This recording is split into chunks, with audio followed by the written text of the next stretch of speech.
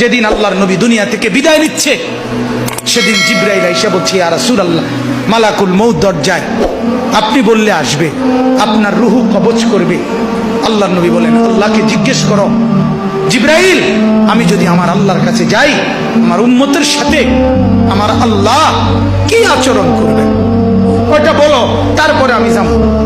জিবরাইল গেলেন, আল্লাহর নবীকে আয়েশা শুনাইলেন, ও নবী, আল্লাহ তাআলা জানাইছেন আপনার অবর্তমানে আপনার উম্মত যখনই মাফ চাইবে, আল্লাহ তাআলা আযাব দিবে না, সাথে সাথে মাফ করে দেবে।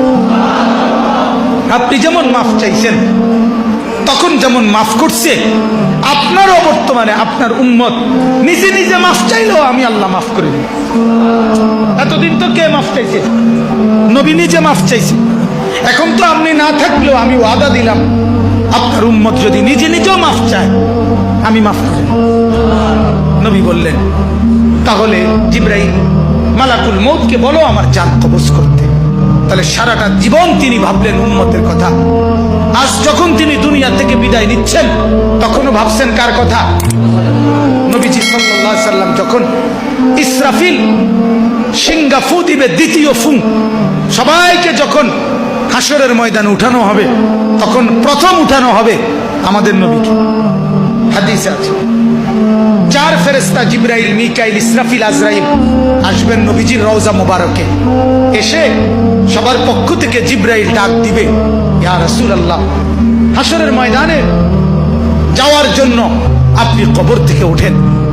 হাদিসে আছে, আল্লাহর নবী সাল্লাল্লাহু আলাইহি সাল্লাম কবর থেকে চোখ মেলবেন, আর উঠে দাঁড়াইতেই কপালের বালু মুছতে মুছতে তাকাইয়েই বলবেন, প্রথম কথা, জিবরাইল, তোমরা শুধু 4 জন ফেরেশতাই আসলা আমাকে নেওয়ার জন্যে, আমার উম্মত আসে নাই।